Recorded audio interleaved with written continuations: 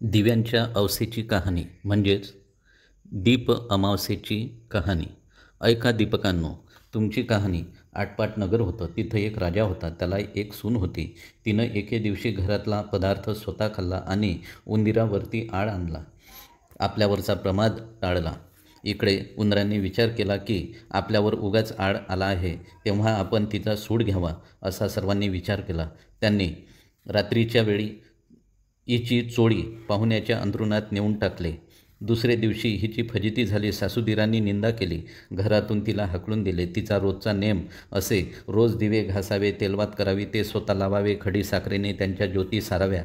दिव्यांच्या अवसेंची दिवशी म्हणजेच दीप अमावस्येच्या दिवशी त्यांना चांगला नैवेद्य दाखवावा. त्याप्रमाणे ती घरातून निघाल्यावर बंद पडलं. पुढं दिव्यांच्या अवसेंच्या दिवशी राजा शिकारीवरून येत होता. एका झाडाखाली मुक्कामास उतरला. तिथं त्याच्या दृष्टीस एक चमत्कार घडला.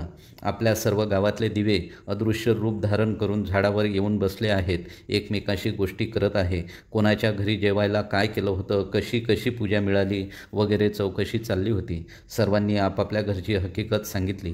त्यांच्या मागून राजाच्या घरचा दिवा सांगू लागला. बाबांनो, काय सांगू, यंदा माझ्यासारखा अभागी कोणी नाही. मी दरवर्षी सर्व दिव्यात मुख्य असायचो.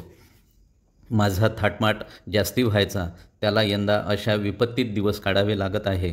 असं म्हटल्यावर त्याला सर्व दीपकांनी विचारलं, असं होण्याचं कारण काय? मग तो सांगू लागला. बाबांनो, काय सांगू, मी ह्या गावच्या राजाच्या घरचा दिवा. त्यांची एक सून होती. तिनं एके दिवशी घरातला पदार्थ स्वतः खाल्ला आणि उंदरावर आळ घातला. आपल्यावरचा प्रमाद टाळला. इकडे उंदीरांनी विचार केला की हा आपल्यावर उगाच आळ घातला आहे, तेव्हा आपण सर्वांनी तिचा सूड घ्यावा, असा सर्वांनी विचार केला आणि तिची चोळी पाहुण्यांच्या अंथरुणात नेऊन टाकली. दुसरे दिवशी तिची फजिती झाली. सासूदिरांनी निंदा केली. घरातून तिला हकलून दिले. म्हणून मला हे दिवस आले.